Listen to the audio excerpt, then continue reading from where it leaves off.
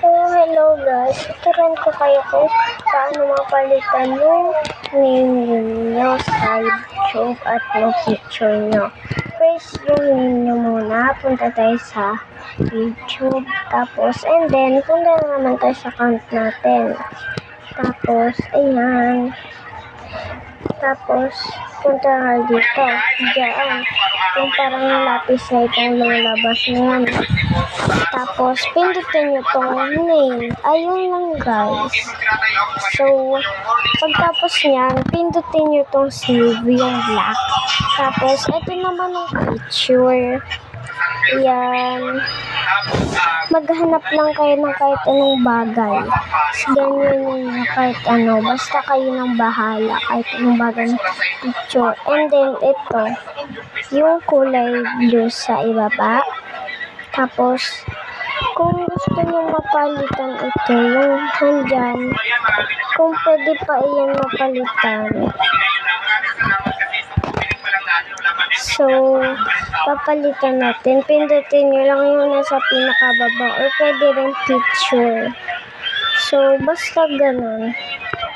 Ano kasi guys, so, pwede rin maghanap kayo kahit anong picture. Di ba kayo nang bahala, di ba? Pero challenge lang yun ha. Baka ano kayo. Uy! Uy guys! Pasensya na. Pasensya na. Mata na lang.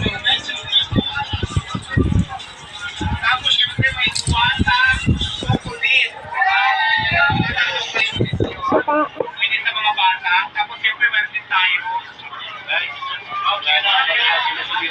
Diwata handsoap overload. O, di ba?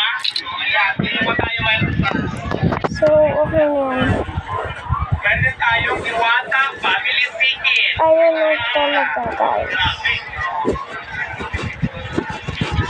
Meron din tayong Diwata spaghetti overload. So guys, subscribe na lang kayo sa At syempre pa guys, ngayon, ipakita naman natin ngayon yung dining area natin. welcome kayo. Kitchen pala, kitchen pala.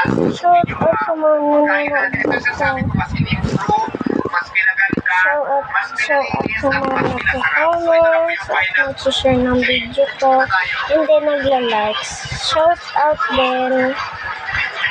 Shout out kay Liza. Hindi niya tunay na pangalan sa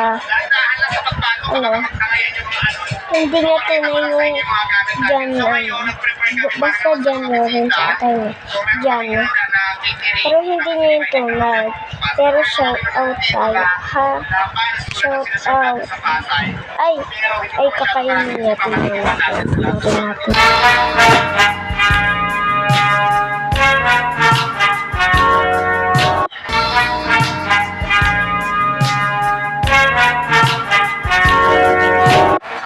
Yung galing.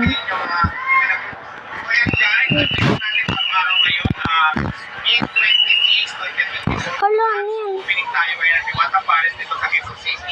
So, ito sinatay ako ba yun? Ito po yung Ano pa ba?